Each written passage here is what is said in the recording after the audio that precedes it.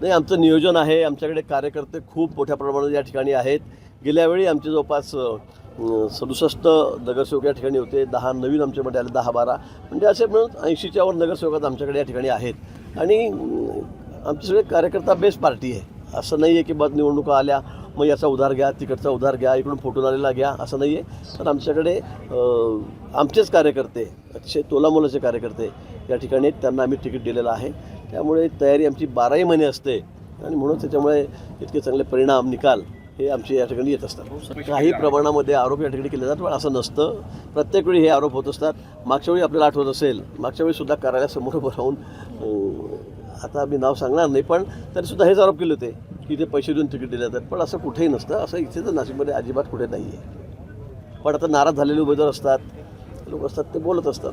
तर त्यांना तिकीट मिळालं म्हणून मग ते आरोप काय करतात, पैसे देऊन तिकीट दिलं गेलं. मला वाटतं म्हणजे आरोप सगळे निराधार आहेत. आता तुम्हाला समोर पराभव दिसतो आहे म्हणून कधी निवडणूक आयोगाला शिव्या घालायच्या, कधी त्या मतपेट्यात विचारात त्यांना शिव्या घालायच्या, कधी बॅलेट पेपरवर घ्या ते म्हणायचं, कधी खोटे तुमचे मतदार त्या ठिकाणी आहेत, डबल टिबल बोगस आहेत, त्या याच्यावर आक्षेप घ्यायचा. म्हणजे पराभवापूर्वीच ते सगळे कारणं त्यांनी शोधलेले असतात.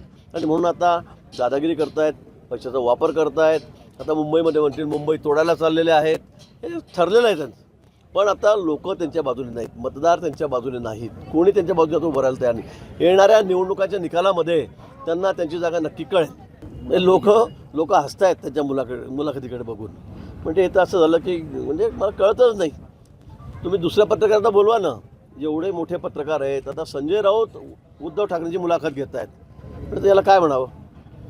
हां, त्यांचेच प्रश्न, त्याचेच उत्तरं आधी बसून तयार करतात. मी हे विचार, तू ते सांग, मी ते सांगेल, तू हे विचार. मला यापेक्षा हास्यास्पद पत्रकार पैसे दुसरे असू शकत नाही. काय बोलावं त्याच्याबद्दल? पण त्या संदर्भामध्ये चौकशीचे आदेश दिलेले आहेत माननीय मुख्यमंत्री महोदय, माननीय आमच्या प्रदेशाध्यक्षांनी. मला वाटतं त्या चौकशी झाल्यावरच हे सगळं समोर येईल. आता ते त्यांनाच माहिती, मला सांगता येणार नाही. माझ्याकडे तसं काही नाही आहे की बडगुजर मुख्यमंत्र्यांशी बोलले आणि मुकेश शहाणे मुख्यमंत्र्यांशी बोलले, आपण आत्ता सांगतायत. त्यामुळे त्यांना मी विचारेल, काही समोर स्पष्टता येईल किंवा मग मुख्यमंत्री महोदयांना विचारावं लागेल की कोण बोलला आपल्याशी.